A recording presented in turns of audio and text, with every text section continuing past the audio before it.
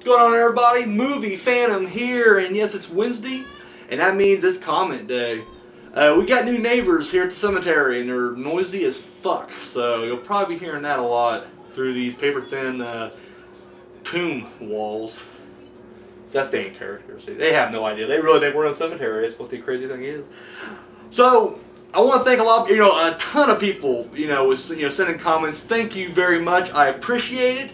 That makes the, Phantom's dark heart, just warm up a little bit right there. So thank you. Question number one we got. Question and comments these are, not just questions. Lori Holt asked us, why do we wear masks? Well, for me personally, I am an ugly fucking chud. Like, it's hideous behind this mask. I make children weep. I mean, it's ridiculous. Like newborns. Newborns who don't even have a concept of ugly yet. They just see something they don't like and they just freak out. So, I made babies cry too. She did make a baby cry. It was so funny. Tell a story. Okay, I went to go We're in Walmart. No, we're at JC. Oh, excuse the hell out of me. I Sorry. was at JC and We're at a grocery store. I was like, pinching his cheek a little, and then She goes up to a baby that she's never seen before in her life. And she starts like playing with the cheek. I'm like, what are you fucking doing? Like, if that was my kid, I'd freak out. I'm like, hey, get the fuck away from my kid. But apparently, it looked at me and started crying. it did. It was honestly the funniest fucking thing. And the mother's like, you're fine. So, no, I just wore the mask because, I don't know, I figure I need to stand out. Now, I know there's quite a few, and actually more than quite a few. There's a shitload of people who wear masks, on there. But, I don't know, I think it kind of adds a little bit of mystery to it, I guess, is why I do it. I think when you see the regular dude who, behind the mask giving his opinion, you care a little less. You're like, oh, fuck this dude. Fuck this ugly fuck. I ain't listen to his, opinions on horror movies. So, I don't know. I threw the mask on early on, kind of as a gimmick, and then just kind of stuck. And then, I don't know. I always take pictures for the Facebook page, and just to me, it's funny seeing me. Like, I took a lot of pictures of me, like, in normal life, where I'm shopping or doing laundry or whatever, and I'm wearing the Phantom mask. And to me, it's just funny. So, I don't know. It kind of stuck. And then, I designed the first mask myself, and then just kept going from there. After I completed 1 year, I went ahead and did another mask, and then this is the third mask right here. Now, why do you wear a mask? Because, in fact... Fun. Do what? For fun. For fun. Well, I mean, because I was saying, when she first came on the show, I remember we didn't know what we could do with her. Because at one point, I was just kind of straight, like, everybody has to have a gimmick of some sort, and even though we don't really keep those gimmicks, I like the idea that, we're still ourselves, but we just look different. And I remember the first time we got her on the show, and she hasn't even moved in. We just first started dating, and we get her we paint her up, and we painted her up horribly. It was just, it didn't look good. It was a mess. And then she after the show, she's a trooper. She had to wipe it all off, and it was just, you did that twice, didn't you? Did we do it 2 different times? I remember the first time Misery designed it, and it looked fucking horrible, and I told Misery to her fucking face. The second time, though, I designed it, and it didn't look bad, but then I could just see it in her eyes. She did not want to keep putting makeup on every single time. So then she actually dropped the mask for a long time, and then she just wore the halo. And you had wings too, didn't you? Or did you have wings or no? No wings? What'd you have? You had the halo and something else. Was it just the halo? Yeah, I thought you had something else. Well, anyway, she had the halo, and then because she was, the fallen angel, and then she went to a masquerade mask that resembled, and you can see this a lot in the old episodes, but she resembled a lot of like Misery's mask, but it was red instead of black. I passed it on to one of the... She passed it on to Natalie Myers there. We didn't even mention that, did we? We just for the hardcore fans who know, they knew that was it. But then we came back and you decided on a new look, and I guess I'm doing all the talking for you, but it was inspired, really when she came back, she wanted to have a red coat, because during Pretty Little Liars Season 4, there was a whole new character that was introduced, or she was introduced at the end of Season 3, but, throughout Season 4, called Red Coat, and she had blonde hair, the, baby face type mask. It's supposed to be Allison's face that molded, but, and then a red coat, and we could never find a red coat. In fact, we found one cheap at one point, but we waited too long to get it, and then never had it. And then we found one in a neighboring town, It wanted like 100 and something. Yeah, they wanted like an ungodly amount. So she combined it. She went ahead and went with the hoodie, which is what A wears, and then the mask and the thing. So you just do yours for fun, then. You don't really. Yeah. Like I said, and me, I'm just kind of like I kind of locked into the gimmick, and I'm committed right now. So I just keep going with it. So thank you, Lori. We appreciate it. Ghostface Kid hit us up with a series of questions.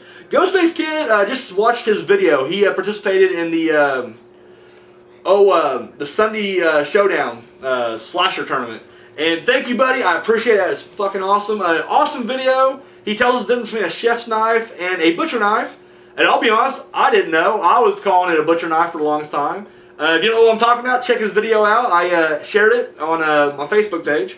But anyways, dude, what threw me away was like, I love my lair. Dude, I love his fucking lair. Like, dude, he's literally filming like this tool shed. And I mean, it's not like, you know, like small. I'm talking, it's a huge ass fucking looking shed. Dude, he's got so much toys of destruction in there. I mean, for every like slasher he was mentioning, he was like pulling up the weapon of choice, like randomly, just like chainsaw and a drill, fucking, you know, chef's knife and a butcher knife. I mean, it was just like, dude, you want to film a low budget horror movie? Dude, hook up with Ghostface Kid. I guarantee you will get some shit done. But anyways, he has a few questions, and the first question is, he goes, what is your biggest pet peeve? For me, the one thing that will irritate me more, it's always movie related, but I hate people who will, it's kind of a tie, two-way tie, people who try to spoil fucking movies for you, whether it's intentional or unintentional, because I got some people I work with who don't really understand the concept that I just love fucking movies. Now, even though I can probably guess an ending anyways, doesn't matter, I want to experience myself, and they'll fucking drop. She was fucking bad about this. In fact, we was watching Pretty Little Liars, I was getting caught up, and she was constantly like dropping little hints, and I'm like, no matter what kind of tiny hint you drop, I will pick up on it and already figure it out. It's already bad enough I can figure out, you know, most of the plots in that show anyways, but the fact that she was like sprinkling that shit on top of it, it wasn't helping, and it irritated the shit out of me. And then I would say the other thing is that people who fucking talk during movies.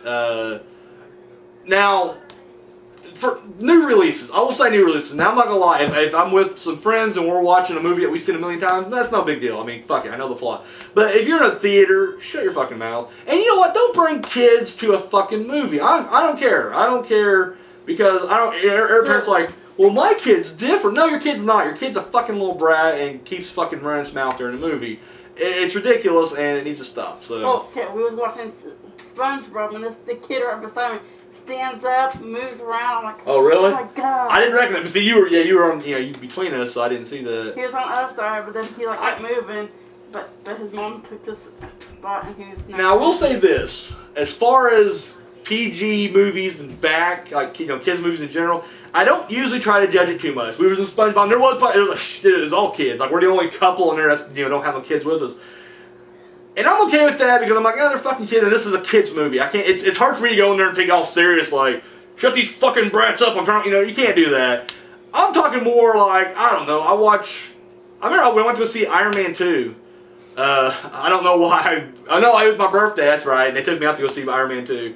I would not have paid to see that. It wasn't a bad movie. It's not my kind of movie. But there was like a bunch of kids in there, and I know it's kind of geared toward kids. So like, it's also PG-13. So like, it's a movie that maybe y'all wait for the fucking DVD come out. And then you can just let your kids watch it at home, and they can fucking be destructive and run around there, and not interrupt me while I'm watching it. And then of course, what's worse than kids is when the adults are talking, and that's even worse because they fucking should know better. So yeah, talking is one of my biggest pet peeves during the movies. I mean, I got a bunch of little ones too, but we gotta wrap this up. We can't. I'll be here all night talking. So, what about you, Sweet? What's your biggest pet peeve? Okay, let's see. When people stare at you, while you're looking. Well, you do have a mask on. I mean, I'm just saying, if I saw you just kind of walking around Like in Walmart, store. They're just like looking at you. I'd look at you a little suspiciously. I get looks. Look at this. Everybody sees the mask. They're like, what the fuck's that guy? It's also the black hoodie. They see the black hoodie and they're like, well, this guy clearly is up to no good. So people staring at you, it just bugs you. All right, fair enough. What's your favorite real life horror story? And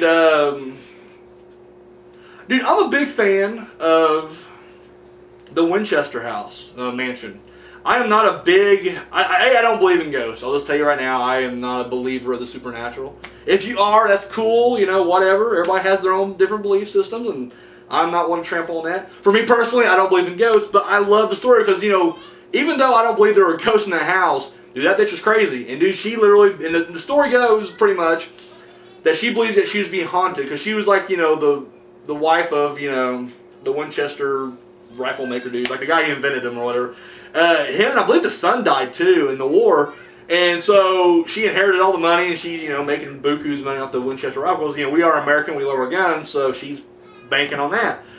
But she starts feeling like that all the innocent people, victims of these gunshots, or people who've been killed by the Winchester rifle, was haunting her at her mansion. So she decided to make this mansion. She builds it up, and she makes it. I mean, I'm telling you guys shit you guys already know. On this kind of, I guess, in case there's that one person who's like, I don't know what you're talking about. She ends up making, her mansion pretty much a maze. Like, she literally has, like, corridors that you'll follow, and then they fucking dead end. Or she'll have stairs that lead nowhere. Doors that open up and fucking drop off, like, from, like, the third story or whatever. A lot of the, it was just, like, a lot of the architecture was off. And she was trying to confuse ghosts. She figured, she could just throw them off. But can't ghosts go through walls? I never really figured that out. I mean, I just feel like if she did, like, just say the ghosts are like, I'm not going to go through walls right now. They're going to get eventually fed up, like, fuck it, I'm a ghost and travel through walls and haunt her house. But I just thought that was fascinating. I was always big on that. I mean, and there's a lot of serial killers, I mean, when I was younger, I guess it's a little morbid, but I was very fascinated with serial killers for whatever reason. I was just constantly researching them and, just trying to figure out, what the fuck, why and all that shit. And a lot of those, like the Axemen of New Orleans, it's one of my favorite, serial killer, like unsolved, murders. So yeah, I don't know, but I'll stick with the Winchester. I'm a big fan of the Winchester, mansion, the story behind it. What about you, sweetie? Haunting in Connecticut. Haunting in Connecticut, which they did make a movie about too later on. So, alrighty. Now, would you rather listen to a song that you hate on an endless loop for 5 days straight, or watch a movie that you hate on an endless loop for 5 days straight? Sweet. Movie. Rather see a movie that you hate. Yeah. What is a movie that you hate? It's like a movie that you fucking hate. Black and white movies. Give me one. That's too say. vague. Black and white movie. She hates anything like pre-2001, I swear. It's ridiculous. I don't know how we're together. I don't. She has the worst taste in films. No, I don't. Give me a black and white movie you hate. Let's see. I can't think of any. She hates it. She's prejudiced against black and white films, and she can't even think of one. All right, well, I'll skip you then. But you are saying you'd much rather watch the movie than listen. I'll agree with that. I think the visual would be less maddening than the hearing it, like the audio. I feel like if I'm listening to it, it's just gonna fucking drive me nuts. I mean, you're right to listen to the movie too, I guess. But I feel like at least with if a song, a shitty song will last like 3 minutes. That's 3 minutes on repeat over and over and over. The worst song ever, "Baby" by Justin Bieber. She loves that hate song. that song. She fucking sings this song. It's No, hilarious. I don't. I really couldn't tell you if my I hate Rascal Flatts. Half the country shit you listen to, I can't get into. I'll say something like that. I mean, I would much rather listen to like NSYNC than the country that she listens to. Anything from the band Perry, they fucking suck. I don't like them. No. But I'll say movie. I'd much rather watch a movie on an endless loop. I feel like with a movie, I mean, once again, I'm sure it's gonna suck. For me, it'd probably be Twilight. In all honesty, I fucking hate Twilight. Like, Gone to Win sucks, but at least it has some artistic value, and it did further films. Like, I won't take that away from it. At least I hate the story to that fucking movie, and it's fucking just long and boring as shit. Direction-wise, I mean, for its time, it's solid. It was pushing the boundaries of color and film. I mean, it is. I mean, it's you can't really shit on too much, at least from a technical, artistic standpoint. It's just a story that's just fucking retarded. Whereas Twilight is just fucking faggy all around. No. I don't want to offend homosexuals out there. I think a lot of gays would agree with me, though. It's pretty fucking faggy. So, all right. You're pretty much faggy. I am after I watched the Twilight series. Would you rather see the person you love miserable or see the person you hate happy? For me personally, I mean, dude, I'd hate to see a loved one, suffering and being miserable. But I also hate to see the guy that, you fucking hate happy. But I guess in the long run, you know, I'm gonna be around the person I love the most, anyways. Yes, you, which makes me miserable. I'm teasing.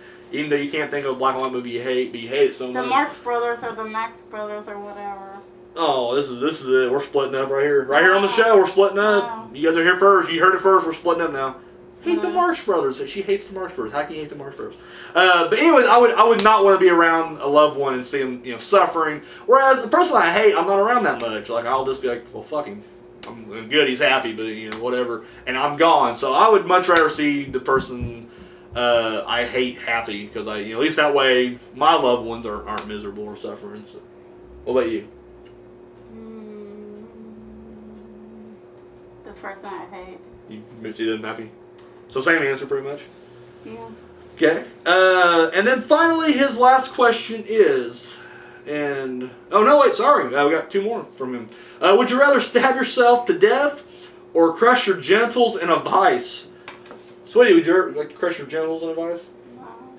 Well, you got a vagina. I mean, maybe you can just get the lips on there. And we're getting too graphic now. Just smash that. No. Oh, so stab yourself to death? Yeah. Oh my God. I don't want to die.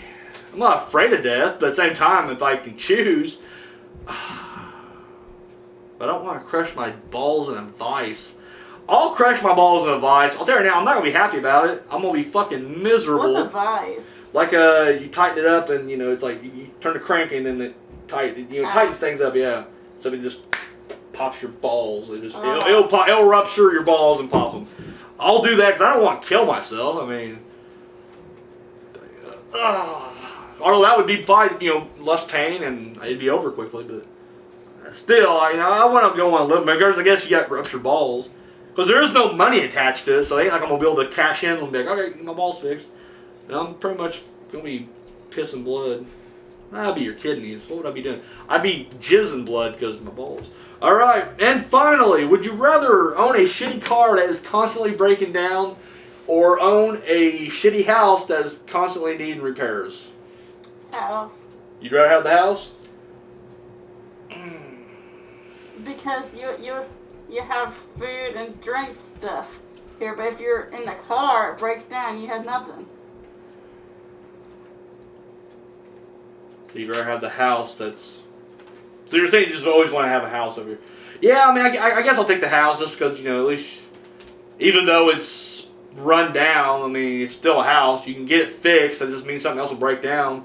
Because I got a car now that's constantly breaking down. I just broke down yesterday. It's ridiculous. So yeah, I'll go house. I'll take a house that's constantly needing repairs. So thank you, guys, appreciate it.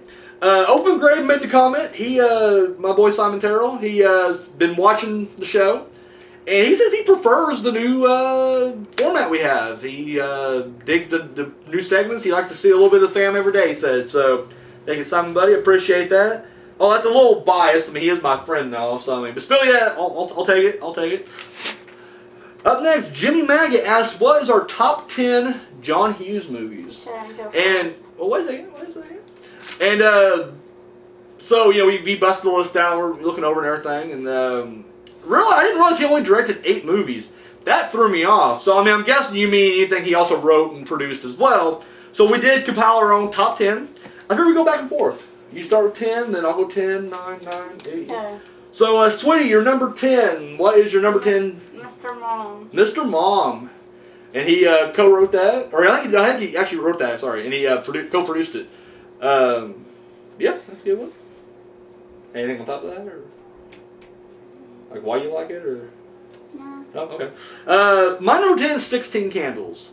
I am not ashamed to admit it. I mean, I liked all the girly John Hughes type movies. And not just his. I mean, there's a bunch of others, that came out in that time too. But I grew up with them. I like them. So I'm a fan.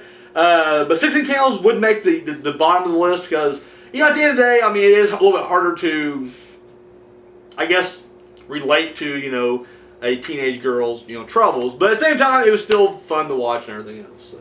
All right, what you got for number 9, sweetie? Dennis the Menace. Dennis the Menace. Another one he wrote. Mr. Wilson. That's classic. My number 9 is Pretty in Pink, and basically for the same reason. I mean, it's a really good movie, but once again, it's the teenage girl type thing. So I love John Cryer in that though. Ducky, he's great. So, all right, what's your number 8? The Great Outdoors. Classic, love it. My number 8 is Home Alone 2: Lost in New York, which he wrote, yeah, this is a childhood favorite right there. Not nearly as good as the first one, which you'll see later on the list. But it's still fun to watch. I mean, sure, it's the storyline stretch. I mean, the plot is basically stretched to its limitations. I mean, the kid once again, 1 or 2 years later, from the first event, he gets separated from his parents yet again, and then just happens to bump into the same criminals that are trying. So I mean, I get it, the odds of that happening, but doesn't matter. Family movie, kids movie, and I enjoy it. I mean, I love it, and just good stuff. All right, what's your number 7? 16 Candles. 16 Candles. Good stuff. My number 7 is Mr. Dennis the Menace. And, yeah, loved it. Just loved it. Just good stuff. All right, what you got for number 6? Home Alone 2. Home Alone 2? That was on mine. My number 6 is The Breakfast Club. Love The Breakfast Club. Yeah, I mean, it's fucking classic. I mean, what else can you really say about it? What I love about John Hughes movies is he always had that heart. And every one of these movies we're mentioning, I mean, there's just that heart, that warmth, that sentimentalness that right there. I fucking love that. I do. I can't get enough of that. So, yeah, I love it. All right, so yeah, Breakfast Club, big fan. Number 5. Home Alone. Home Alone? That's fucking weird, because my number 5 is also Home Alone. Yeah, just fucking awesome. Crowbars up. Number 4. 101 Dalmatians. I did not realize he wrote that. That was kind of a surprise to me. We're scrolling through the IMDb and we're like, oh shit, he wrote that too? Fuck. So yeah, had to throw that on there. My number 4 is Weird Science. That is one of my all-time favorites. And actually, as far as this list goes, that's the highest ranking one that he directed. I'm just a big fan. I mean, I was always a big fan of, that movie. Just the comedy of it. And I'm not gonna lie, I'm gonna throw it out there. I'm not embarrassed. My God, dude. The teenage fantasies going through my mind if I can create a girl. Dude, I was like, she'd be pregnant. I don't think that's possible because she's like a virtual reality program. Dude, I would have knocked that shit up early on. It's ridiculous. Oh, and of course, but it's more, coming of age type tale than just a softcore erotica. But first time I watched it, and I'm still pretty young when I watched it, because that movie came out way before, I think it came out in 85 or something like that. So, I was born when it came out. So I finally watched it, it was already in the 90s. But I didn't quite know the concept of TV yet. Like, I didn't quite realize that, I don't know, you watch it on TV, maybe it's censored or whatever, but I remember it's around the time I realized that, or I guess it's around the time when I started realizing, like, oh, wait a minute, if I watch it on TV, you can watch, the good version on, VHS. So, and I honestly assumed that there was going to be a lot of nudity in that, because there's a shower scene and everything else. I remember watching it on TNT, and I was like, I bet she gets naked. I bet we see some titties. We didn't. But, still a hilarious fucking movie. Love the 2 leads. I mean, they're both just freaking hilarious, and yeah, overall, just great stuff. All right, we're getting to our top 3 now. So what is your number 3? Beethoven. No, I didn't realize he wrote. In fact, he wrote it underneath a pseudonym. I forget what the name was, but he wrote it under a different name. But yeah, classic movie. I'm a fan. My number 3 you had on your list already, The Great Outdoors. Just another childhood favorite, and yeah, I mean, I can't really say enough about it other than that. I mean, Dan Aykroyd's great, John Candy's great, and it's one of those movies. When I was a kid, I quoted it all the time. It's just one of those household movies that we had that it played a lot. Like we had like 7 or 8 of these movies that we just played out, and that was one of them. I mean, I just loved it. The bald-headed bear and all that stuff. I mean, it's just fucking good stuff. So. All right, your number 2. Plane, Trains, and Automobiles. Plane, Trains, and Automobiles. I have not seen that in fucking years. Like I think I've only seen it once. Also, remember enjoying it, but have not seen it. In such a long time. So I need to watch that again. I really do. My top 2 are in the same series. My number 2 is National Lampoon's Vacation. Yeah, I mean, what's not to like? Chevy Chase, road trip. It goes horribly wrong. No, just fucking awesome. Just fucking awesome. What's your number one, Sweetie? Pretty in Pink. Pretty in Pink. And my number one is Christmas Vacation, which he wrote. And yeah, my favorite, it's my favorite Christmas movie of all time. And in all honesty, it's one of my favorite movies of all time, period. I mean, I can watch that any time of the year, just fucking throw it in. Yeah, just really good stuff. So there you go, man. Hope that, hope we gave you a good breakdown there, Jimmy Maggot. So there's the top 10 John Hughes movies. Warren Cocking asked, what gaming systems do we have? And we have two. I still got a PS2. I know, I'm a dinosaur over here. But yeah, I honestly, when I got out of high school, with the exception of a handful of games, I quit gaming. Like I just could not. I don't know. I used to be a hardcore gamer when I was in high school. Well, junior high and the first half of high school. And then it seemed like once, I don't know, I got out on my own, it was just like, games are just so much more expensive to buy right off the bat. I mean, I had nothing against buying used games or whatever, but it just seems like my interest definitely shifted toward movies. And if I have that extra, money, I'd much rather buy a DVD than video games. So I just never really, I just kind of got out. Now, there were exceptions. I was huge on Rock Band when it came out. Fucking loved it. Because I have no musical talent myself, so it's nice to be able to pretend like I do. And then like the GTA, like whenever the new GTA come out, I would have to get it. And I liked the wrestling games and like that too. I always bought like whatever the new. At the time it was Raw vs SmackDown. I hadn't bought a Raw vs SmackDown game since 2007, but anyways, I was always big on those. So other than that though, I didn't buy anything else. And then PS3. And then for Christmas a couple years back, she got me a PS3, which was fucking awesome. Unfortunately, I don't really use it for a PS. I don't play games on it. We do have a GTA 5. Tore it up initially, but it's the PS3 I have. It's got not a whole lot of memory to it, so you can really only put like one game on there at a time. And then she wanted to play a game, so I had to uninstall GTA 5, which took like 3 days. And when she put her game in there, she's like, I don't like this anymore, and you quit playing. And I was like, fuck. And then I just got out of that. The momentum was killed. And I'm just like, I haven't played it since. However, we use it for our DVD player pretty much. That's our bedroom DVD player / Blu-ray player. So yeah, there you go. PS3, PS2, and then Patrick Lang on my Facebook. I've been because back whenever I was regularly doing this, every time I'd review a movie, I would drop trivia and whatnot. And kind of got out of the habit about midway through. I decided when I come back I'm going to do that, but I was like, I wanted to go ahead and drop trivia on all the old movies I have already reviewed. So I was going through there and I dropped some Ringu trivia, and he was like, you got any more? Bro, I really don't. Like, I kind of blew my wad with that because there wasn't a whole lot on there. The only other thing that I didn't put in there, because I was just like, cause I usually drop about 6 or 7. Sometimes more if it, because a lot of movies, there's just so much that you can put on there that I don't want to, overflood it. But Ringu is one of those that I didn't really have. I couldn't find a whole lot of, interesting, stuff that, A, was, maybe not known by most people, or, B, interesting enough to put on there.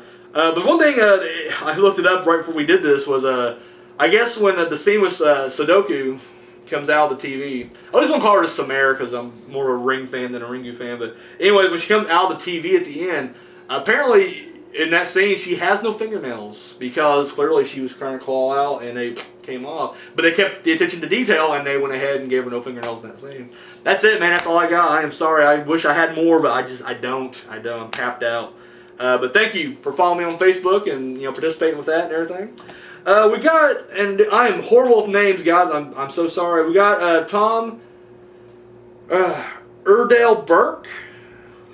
If I'm pronouncing that right. And one of the Ring, the American version, things that I dropped on there, trivia I dropped on there was that on the DVD, there's an Easter egg where if you at the main menu, if you scroll down to the bottom, there's like an invisible button, and it is of course the Ring video, the cursed videotape, and it's actually as soon as you hit it, your frame freezes up, and then of course it plays the video. You cannot turn your VC or your DVD off at all. Like your player is just stuck. You can't fast forward, you can't rewind, can't hit the menu, you can't stop, can't do. I don't think you turn the power off. Like you literally got to unplug it from the fucking. I don't know. It literally disables your remote and it forces you to watch it. And then when the video's done, right before it goes, the menu comes back on, and then you hear a phone ring. Now, of course, it's coming from the TV, so and of course, if it's not your ringtone, you ain't gonna fool you or anything like that. But yeah, I put that on there. Well, he asked. He goes, "Is it also on the special edition DVD. That I could not tell you. I tried to look it up and I couldn't find it. So if anybody knows the answer to that, by all means, chime in. We'd appreciate it. But yeah, I have no idea if it's on the special edition. I just got the regular DVD myself, so it's on that. But so yeah. 30 Wolfman commented, we had our really good friend over here, not yesterday, day before, El Blanto, and did some news with him, and of course he got rid of the Rob Zombie Halloween mask. And El Blanto is like, 30 Wolfman made a comment that he should really wear a lucha mask, and of course he should, because his name is El Blanto. A lucha libre mask, like a Mexican wrestling mask. Ah. I think he look great in that myself, so I'll pass the message along to him, 30 Wolfman. He needs to get his ass a lucha libre mask. Rise THX 1138 said he watched the review that we did on a Dead End and Trick or Treat Saturday. He said great review, and he really enjoyed the guest, which was the man with no name. And I want to thank him again for letting us come over the weekend. That's awesome. Thank you, Rise THX 1138. I'll let him know. And finally, the very last comment was from David Asanowicz. I'm horrible at names, guys. I'm so sorry. Anyways, one of the trivia pieces I dropped on there was Psycho. And of course, we all know, Janet Leigh said that, or Lee? Is it Lee? I won't say Lee. Janet Leigh. Anyway, she said that, during she filmed the shower scene, no problem. It wasn't until she watched it in theaters that it really fucked with her, and she was just like, she realized how vulnerable you are in the shower, and she has taken baths, or she took baths until the end of her life. I mean, she was just like, I'm scared to death of the shower, take this bath. But he made a comment, he goes, he actually thinks he would feel... She's still alive, or... Who, her? Yeah. I think she passed away recently. Yeah, she's not. But he made the comment that he actually thinks he actually feels more vulnerable in the tub, because if someone comes after you, you have to stand up and shit. Whereas in the shower, you're already standing up. And I thought it was kind of interesting he brought that up, because I'm thinking to myself like, wow, what would I be more comfortable? I'm not gonna lie. Until she moved in, I had a clear shower curtain. And the reason I had a clear shower curtain, not necessarily for this movie, but it was kind of, I guess, derived from that, was I didn't want anybody fucking sneaking up on me. Now, that sounds paranoid as shit, and for a man who doesn't believe in ghosts or whatever, but I couldn't help it. When I'd be in a shower, and you're lathering your shit up, you gotta close your eyes, because you're gonna get soap in there.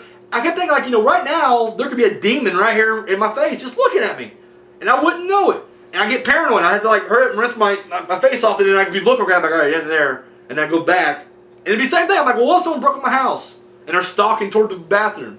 And dude, I'd have to open the curtain and be like, am I fucking out there? And I know it sounds like I'm a fucking nut, but I'm not gonna lie, that is the truth. And so I went out and bought a clear shower curtain, so I can fucking see if anybody's coming up on me. So I don't know, maybe but see, she moved in now, so I feel like, if a killer breaks in, they're going to get her first, and hope they'll have time to get away. Ow! Hope they'll have time to get away, so, I don't know, though, but I think I'd feel more comfortable.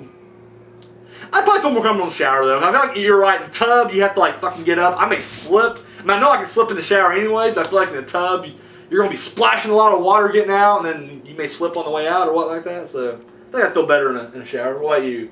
Where do you feel more vulnerable, or where would you feel more safe at, in a shower or in a tub? Shower. Shower. Yeah, I don't want to tub, because what if the Trinity Killer comes get you? He doesn't kill you in the tub. He kills you and puts you in the tub. No, he kills you in the tub. She's killing me over here. So yeah, anyway. Because the girl's in the tub, and he chokes her and then slices her thigh. Does he? I think he put her in there. No. Are you sure? Yes. We'll rewatch it. Anyways. So guys, do you have any comments, questions, recommendations, requests, love mail, hate mail? I would love to get some hate mail. You got questions for me, any of my former guests, my partner in crime, my partner in life, my partner in general, Maya, any questions whatsoever, comment down below, you can make a video, if you want to do that. I wouldn't really call it a video response, I guess, but, you're not really responding to anything, you're asking. But, Facebook, hit me up over there. And, of course, I got Twitter, so you can hit me up there as well. So if you got anything else, she's Maya. I'm the Movie Fan, and I'm out of here, maybe. The remote's right behind you. It's right behind. Oh, there it is. The downfall to having the remote, I always misplace it. All right, we're out. Peace.